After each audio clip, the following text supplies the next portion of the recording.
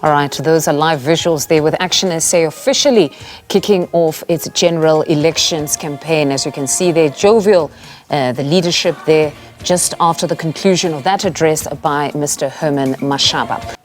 Deputy President Paul Mashatile has launched the South African chapter of the Global Alliance to End AIDS Among Children by 2030. Mashatile has addressed the World AIDS Day commemoration in Mandeni on the KwaZulu-Natal North Coast. UNICEF says children under 15 years are being left behind by the global HIV response compared to the general population. At least 82% of South African children do not know their HIV status, while 68% of them are supposed to be on treatment. Human Science Research Council's research indicates that HIV prevalence among the population older than 15 years is particularly high among females. South Africa might not be able to reach its 2030 goal of ending new HIV infections if there are still men who refuse to test for HIV, and lack of funding to effectively drive HIV and AIDS awareness campaign is also a stumbling block. That's according to civil society groups and community-based organizations. They say this year's theme, Let Communities Lead, may sound good, but without resources, community outreach programs cannot be effectively implemented. Sakile Xaba, who's been living with the virus for over 20 years, says men must take charge of their health. The biggest challenge that we have in HIV in South Africa, it's men who don't want to accept their status, it's men who don't want to go to the clinic and get tested. So I'm encouraging the men of South Africa to go to the clinics and get tested for HIV so that we'll eradicate HIV and new infections, because as a country we have a vision of 2030 of zero new infections. But if men don't want to test, if men don't want to take their ARVs, if men don't want to know their status, then we will not be able to reach that goal as a country. UNICEF says children who should be receiving HIV treatment must be prioritized. We need to put emphasis on finding those children in the community who are not on treatment. We need to put emphasis on the vulnerability of young girls who get pregnant, who are violated, abused. We need to make sure that the prevention of mother-to-child transmission in young women through breastfeeding is under control. Deputy President Paul Mashatile has urged communities, especially men, to play their part in protecting children from sexual predators. We are concerned with HIV treatment gaps in children. Children living with HIV aged 15 years and below are left behind in the global HIV response when compared to the general population. Globally, only 52% of children who are living with HIV are on life-saving treatment, compared to 76% of the adult population. So we are leaving children behind. Health Minister Dr. Joe Pahla says the country is struggling with keeping people on treatment. However, the U equals U, which is undetectable equals untransmittable, is one of the key interventions that will assist government with treatment initiation and retention. I'm Nonhlakani Pumakwaza for SABC News, Mandeni.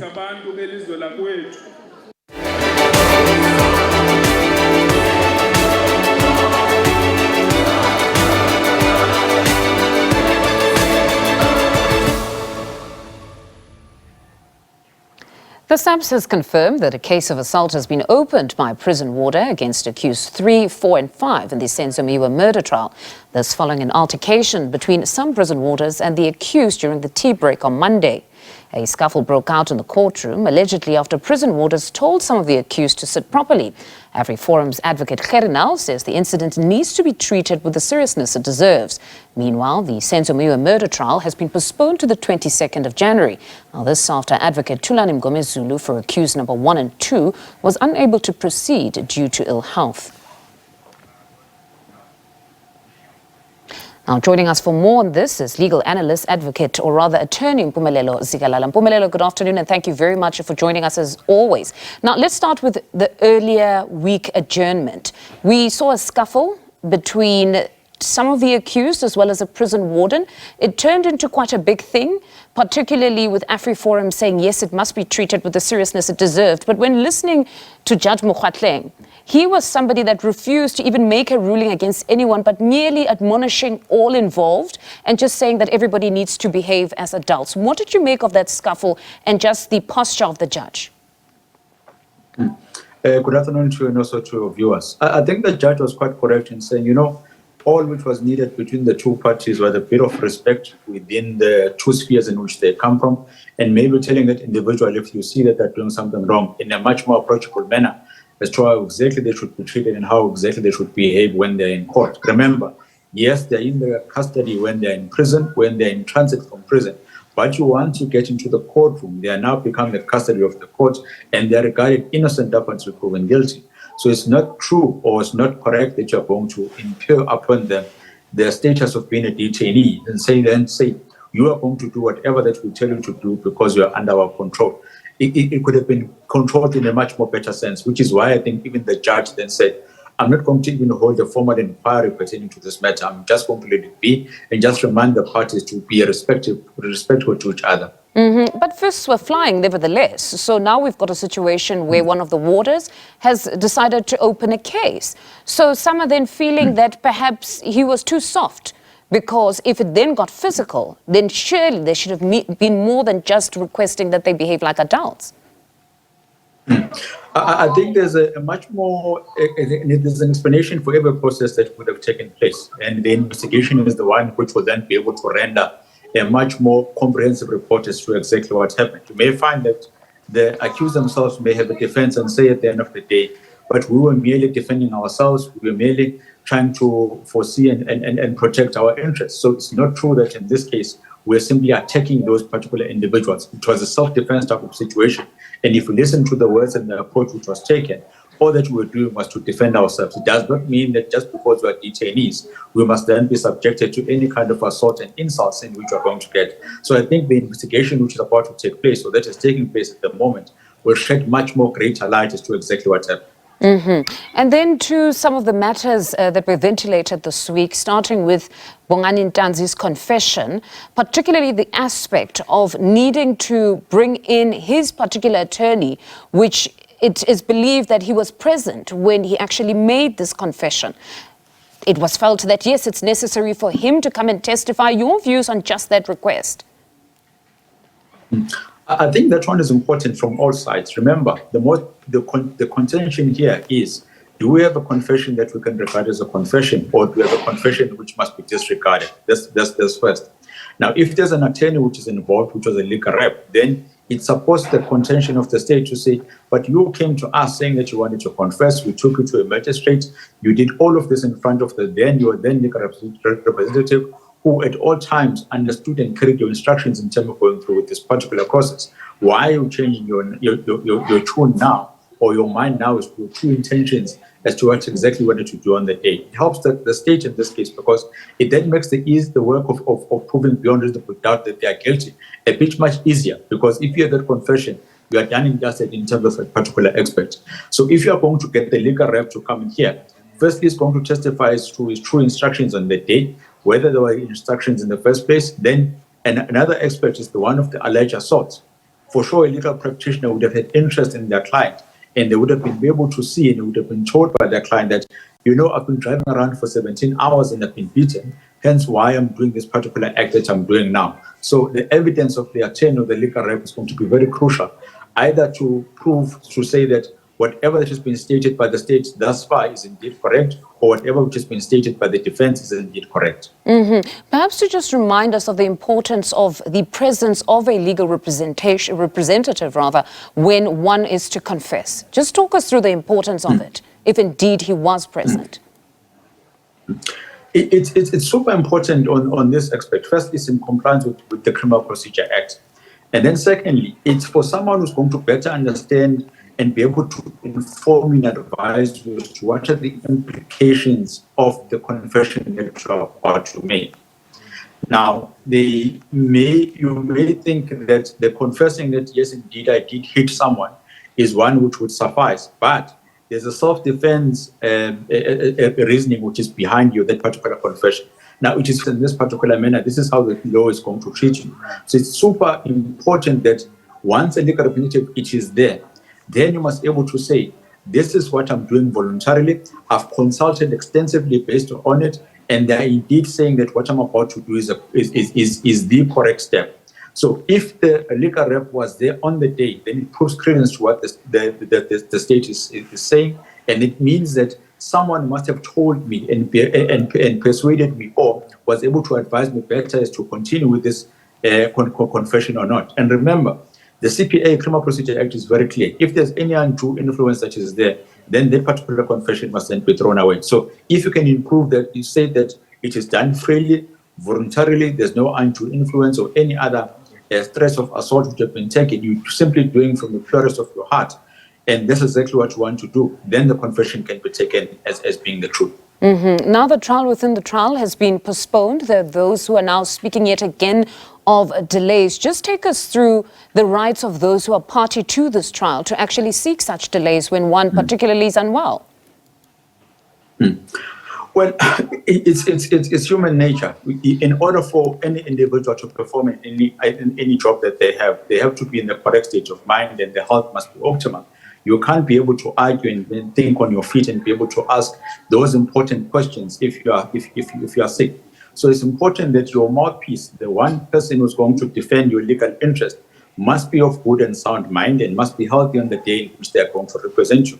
Now, if they are going to present to court and say, I cannot perform my duties due to circumstances beyond my control, then we should give credence to a bit of leeway to them and say, go home, come back when we are well rested, and then we'll be able to continue. The unfortunate part is, of course, the delays which are going to be incumbent. But if you look at delays, you then have to apply this test and say, is it a delay that could have been avoided? Can you have blamed anyone for this particular delay? Are they doing it voluntarily, or are they doing it deliberately? Or is it something which is beyond their control? If it's something which is beyond their control, then it's one of those occurrences that have taken place, and there's nothing that we can do about it. Mm-hmm. And in the same breath, remember that the state has requested a number of postponements due to them not being ready.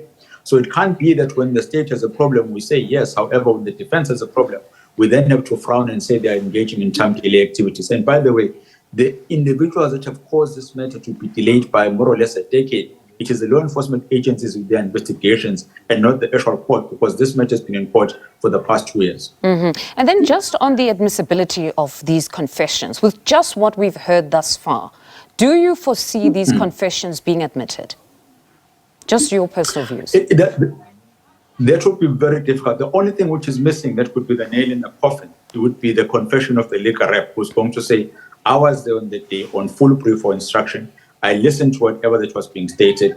When they signed, or when the accused signed, I was there, and there was no indication that the accused was assaulted. Then it sort of proves what the state is saying. However, what the state can't account to is that in the number of hours in which they are driving around during COVID times, in a car in which they are alleging to have been broken, what exactly was happening within those hours? If you can't account for those, the only reasonable explanation that can be adduced from it is that there was some type of assault which were then taking place. But in another breath, the state wouldn't even need to engage in these confessions if investigations are done in a proper manner. So if your investigations are good, your forensic investigation is on par, you can be able to prove and place individuals at the crime scene on that particular day. You can be able to prove that their fingerprints are indeed there, prove intention and all the other factors that are looked at by the court. You don't even need a confession in order to win this particular trial. So I think maybe the state would have seen that we are limiting in the terms of the evidence that we are requiring.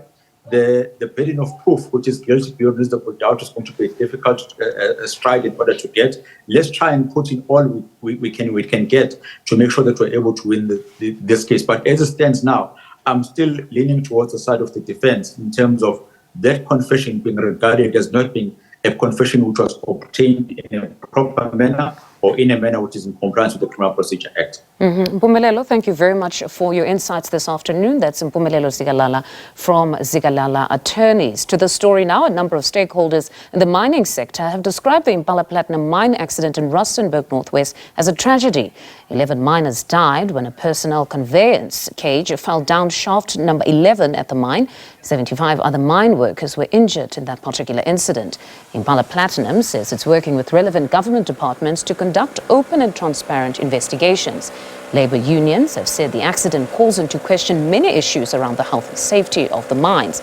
Fatalities in the mining sector have improved this year relative from last year, near the 41 recorded just before the Amplats incident. Last year, 49 mining-related deaths were recorded. Meanwhile, news of the accident at the mine caused investor jitters, with the Amplats share price falling by as much as 7.5%.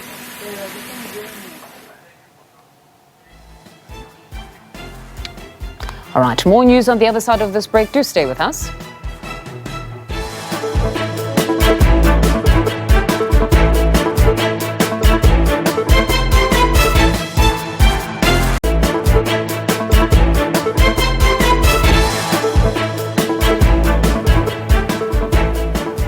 Welcome back. Thank you very much for staying with us. Explosions over Gaza City could be heard from southern Israel late yesterday as renewed fighting in the Strip stretched into a second day today. Now, talks to extend a week-old truce with Hamas collapsed, and mediators said Israeli bombardments were complicating attempts to again pause hostilities. But yesterday evening, Gaza health officials said Israeli airstrikes had killed 184 people, wounded at least 589 others, and hit more than 20 houses. We shift our focus to this story now. President Cyril Ramaphosa says the issue of the Eskom CEO must be addressed with the aim of bringing stability to the power utility. Speaking on the margins of the COP28 in Dubai, the president also touched on the current conflict between Israel and Hamas. Let's listen to the conversation he had with the media after addressing the G77 group on the sidelines of the climate conference.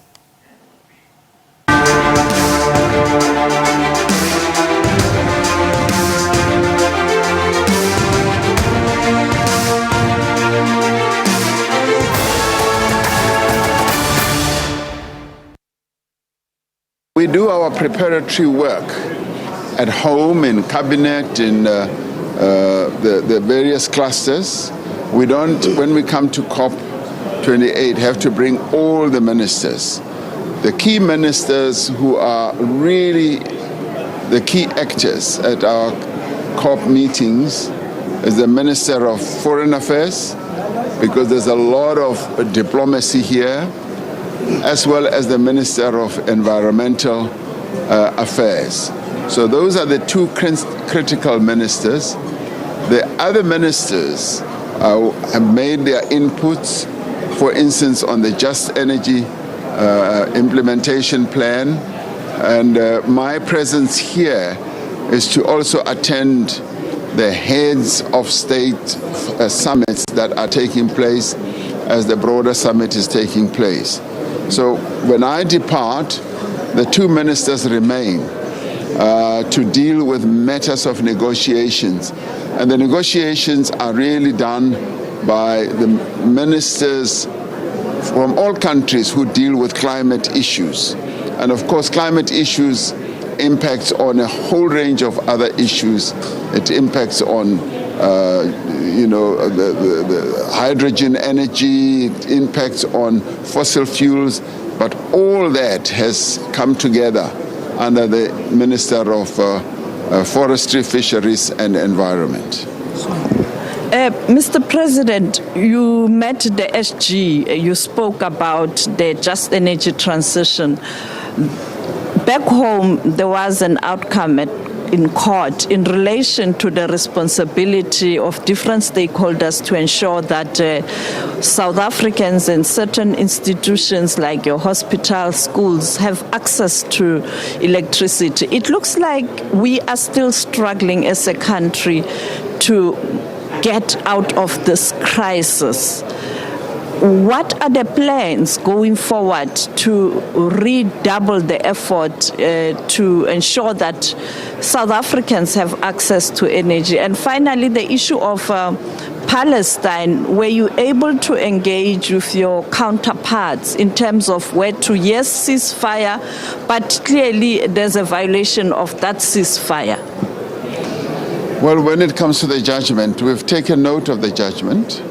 And the judgment really speaks to what we want to see done. We want our schools, we want our hospitals to have the requisite amount of energy. So for us, it's a confirmation of our government program. We did say in the court papers that whilst that is our strategic objective, the issue of energy is affecting all of society. And there will be moments when we have load shedding that it affects certain portions of society negatively. But we are going to take steps to make sure that hospitals and schools and police stations are less adversely affected as we go on to address our energy challenges. We have the energy action plan. We've got that and we are implementing it. And the good thing is that we are implementing it together with various stakeholders, labor, business, and government. And through it, at the NECOM level, we've been able to get all government departments to work together. So the plan is working. We need to deal with the weaknesses that are inherent in Eskom, and we are making progress. And as we move on to even get your more qualified people, including appointing an Eskom CEO, we will be able to gain more traction and move forward in a much stronger way. I am confident about that.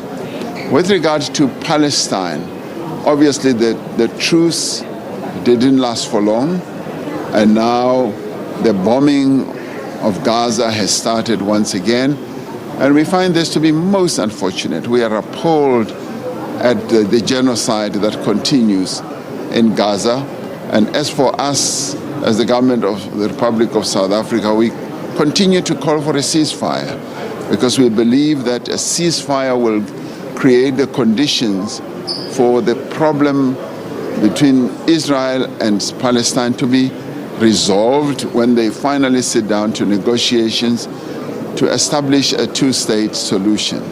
Thank you.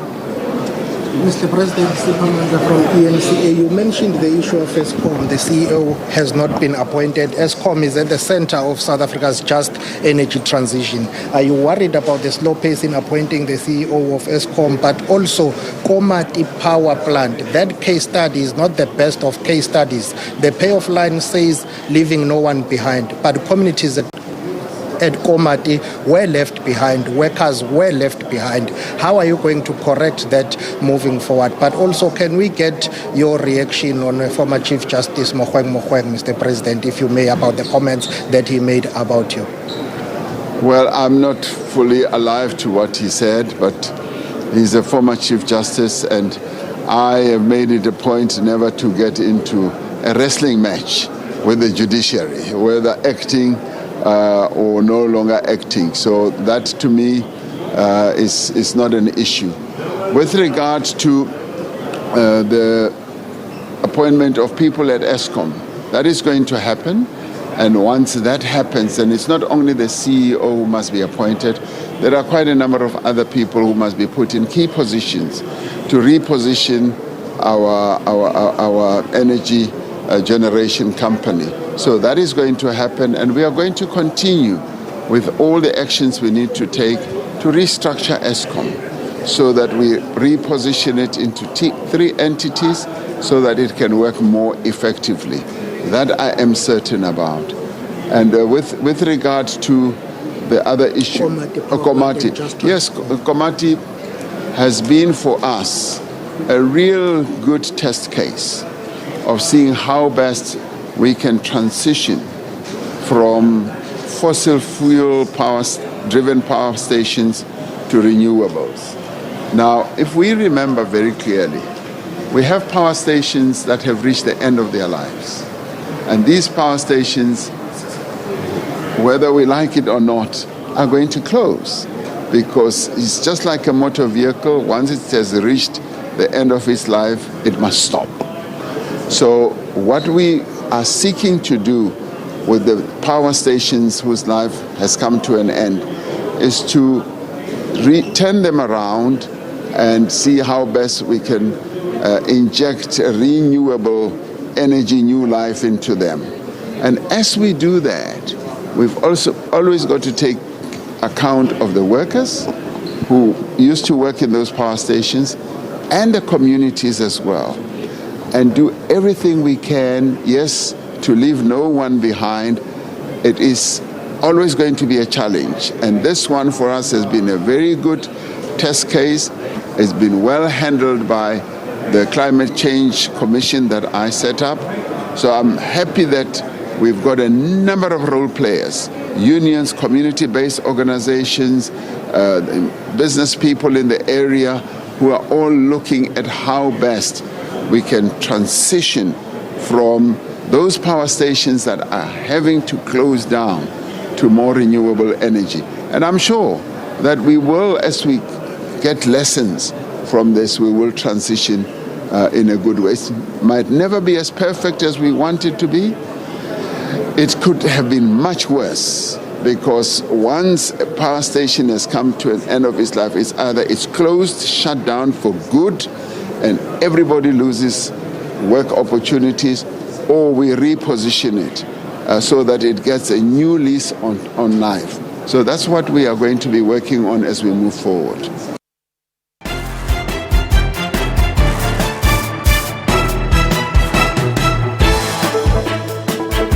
Welcome back. Thank you very much for staying with us. Now, Home Affairs Minister Dr. Aaron Motsoaledi has been ordered to reopen the nomination process. This is for the nominees for the Electoral Reform Consultation Panel.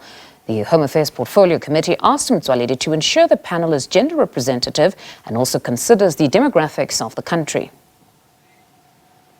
The 9-member panel is meant to advise government on any electoral reforms to strengthen democracy and accountability. Motsoaledi had recommended that the committee select 9 members from a short list of 11 experts. The panel must, prior to 2024 elections, engage in research and consider the issues falling within its functions. And subsection B, after 2024 elections, undertake a public participation process regarding the issues falling within its functions. And subsection C, from the date of its establishment, submit a report to the minister every 3 months on its progress. The panel will also advise on the post-2024 elections reform.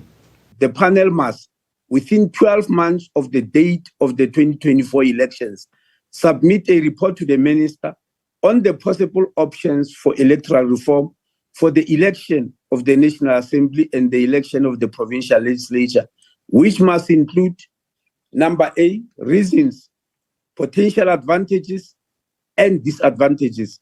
This, Chair, means the reasons that they are advising Parliament on a particular system, and then also give potential advantages of the system they are systems they are recommending, and also give disadvantages. However, the committee was not happy that there were few women on the shortlist and ordered Motsoaledi to reopen the nomination process. The committee resolved, Minister, that the process must be reopened immediately with the time frame. Look at January, but I think the advert should go out soon, so that at least by January you are able to conclude the process in consultation with the IEC. Some of the notable names on the list include Ibrahim Fakir, Lawson Naidu, retired Judge Johan Krichler, and Professor Stephen Friedman. Those who are shortlisted need not reapply. Ulelani Philip, SABC News, Parliament.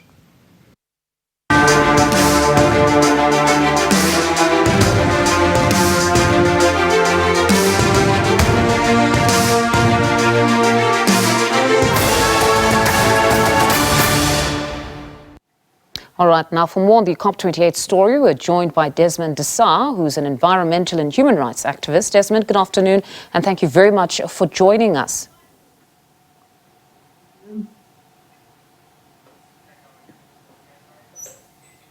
Desmond, I don't know if you can hear me. Good afternoon. Thank you very much for joining us. Yes, I can hear you. Thank you so much. No, it's a pleasure to have you with us. Now, let's start with day one. It got off to a pretty good start. The operationalization of the Loss and Damage Fund, starting off with $278 million pledge. I mean, certainly great news for developing nations. Your views on this? Well, look, we fully support President Cyril Ramaphosa when he states that the money is not enough. We think the Loss and Damage Fund that civil society and government fought for as Sharm el-Sheikh in Egypt last year is the right way to go, because we bear the brunt of the high levels of pollution that we are not responsible for in the global south. The global north has to come to the party. They want us to move to a just transition. They want to save lives. They are responsible for all the climate change atrocities that we see all over the world. Then they must come to the party. Certainly there needs more money for Africa and the global south so they can deal with adaptation and mitigation, which are major problems. You know, we still got people since the 12th of April floods in 2022 who are still living in transit camps, who are affected, who lost their lives, who lost everything. And so it's important that our president stands with the people of South Africa like he spoke about. KZN is still highly affected and there is no money. The governments of the North must come, if they're really serious about creating change, about addressing climate change, then they can't be hesitant with the money. This has been a continuous problem of the global North governments, where they make promises. We've heard about this promise in the Paris Accord. We heard about it previously before that in the Kyoto Protocol, where they came out and said, you know, they are concerned about climate change. They want to address it. They're going to reduce the emissions. They did not do it. They dragged it on for over 20 years. So the problem is that the climate is getting worse.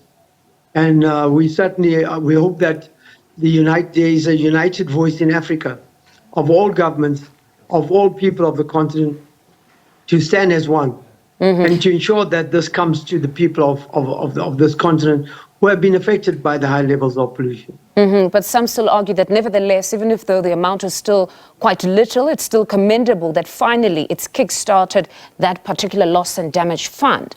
But now to what you touch on, the just and equitable phasing out of fossil fuels. This one remains a very contentious issue, with the less developed economies maintaining that more developed or diversified economies must be the ones to phase out fossil fuels first. Your position on all of this? Well, my concern around that is that while they phase out fossil fuel, because there's huge pressure from the society in the north, in the global north, whether in the US or Canada or even in Europe, huge pressure from society for the changes, and there's huge divestment.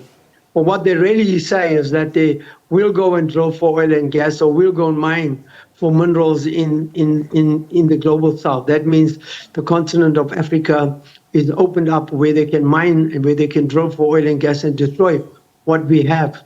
That is good. So I would differ slightly on that point. I would say that there must be a complete change. The funds must be made readily available. If, yes, the global north is moving away from fossil fuel, so must they provide an incentive for the global south to move away from fossil fuel. We see this in Paraguay. We see it in other countries of the world, where people are moving away, countries and people are working together. There has to be a just solution, but we also have to consider the job losses and all, and how do we go about in a just transition that takes everybody and doesn't leave nobody behind, including workers. So what we've been calling for, socially owned renewable energy that will upskill workers, that will provide millions of jobs for the unemployed on the continent. But more critically, it'll create equality and change the dimensions of money only in the hands of a few people. This will transform the society completely and ensure that everybody's got a stake in the economy, and also everybody benefits from the economy that we want to see. And then to another significant moment, it was the signing of the Leaders' Declaration on Food Systems. I mean, this essentially was them recognizing that what people grow or how they grow it also impacts the climate. Just unpack the importance of that particular declaration or the signing of it. You know, many reports have come out, including the Oxfam report, that said that over 50% of Africa of the citizens of this continent are in active poverty. And, we've seen that in our own city, how people are scrambling for food and all that there. So that's a critical issue. It's amazing that most of the food is for export, and most of the global north has got so much to eat in abundance, and yet nothing is here for the continent and for the global south people. We suffer the burden of all that there, and yet we produce the food, but we can't have the food for our people. So there has to be a balance between export, and also there has to be a balance between ensuring that the resources are given to the right people so that people can grow their own food and ensure that they got food on the table every day, every night for their families and for their communities. And most certainly growing it sustainably. We want the changes that we seek. Then to the UN Secretary General's address. I honestly listened to him and I thought it does not get more clearer than hearing Mr. Guterres saying Earth's vital signs are failing. I mean, that essentially means we're in crisis, miles away from the goals of the Paris Agreement. Do you get a sense, though, of some sort of urgency among the leaders when monitoring what's been happening throughout the conference right now? Yeah, I think the United Nations Secretary General is saying the right words. He's been speaking out against a lot of atrocities, whether it's the wars or whether it's inequality in the world. And he's been speaking of what we need to do is change the UN processes is not giving him the power where he can have the power to change things. And so the power is in the hands of a few people, the few countries that control the security forces, the few countries that have the vote at the UN, and doesn't place the power in the hands of people like the Secretary General. We certainly believe is really concerned about the world and its people, that we're not going down the right direction. We're not changing things to ensure that society as a whole starts becoming unified, but also more importantly, we start changing how people live, what sort of food is being grown out there. And this is because the governments of the world, quite a number of them, are controlled by the big corporations who put profit at the expense of people. I think if we had a UN that is much more changing, that has got equal power, that really challenges the governments and the corporations of the world, then change will be on our horizon. And that's what we need. We need a shift in the whole United Nations process to bring about the equality that we all seek, to have one country, one world, that has access to all the food that is needed to keep them going in this world. Mr. Desar, thank you very much for your time this afternoon. That was environmental and human rights activist Desmond Desar. Thank you so much.